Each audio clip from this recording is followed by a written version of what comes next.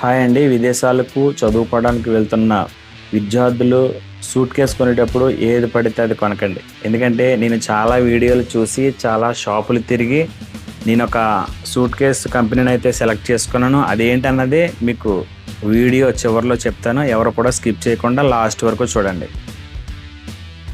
ముఖ్యంగా ముందుగా మీరు ప్రయాణం చేసే ఎయిర్లైన్స్లో సూట్ కేస్ సైజు ఎంత సైజు అలౌ చేస్తున్నారో అది మాత్రం ఇంపార్టెంట్గా తెలుసుకోవాలండి. ఎందుకంటే చెక్ ఇన్ బ్యాగ్ సైజ్ ఎంత ఉంది, వెయిట్ అందరికీ తెలిసిందే. అయితే సూట్ కేసు సైజు కూడా చూస్తారండి, ఇది కంపల్సరీగా మనం తెలుసుకోవాలి.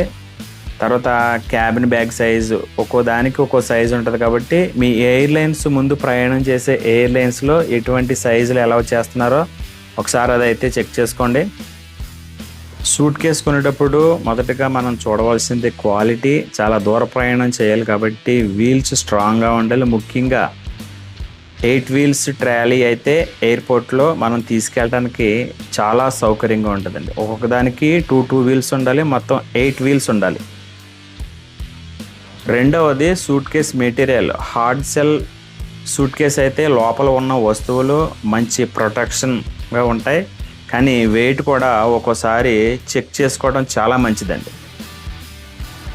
మీ ఎయిర్లైన్స్ ఎంత సైజు ఎంత వెయిట్ అనుమతిస్తుందో చూసి దానికి సరిపోయే సూట్ కేస్ తీసుకోవాలి. కేవలం పెద్ద సూట్ కేస్ కొనడం వల్ల ఎక్కువ వస్తువులు తీసుకెళ్ళగలమని అయితే అనుకోవద్దండి. ఇంకా ఒక ముఖ్యమైన విషయం, మంచి క్వాలిటీ హ్యాండిల్స్, స్ట్రాంగ్ జిప్ మరియు మంచి వీల్స్ ఉన్న సూట్ కేస్ తీసుకోవడం చాలా ముఖ్యమండి.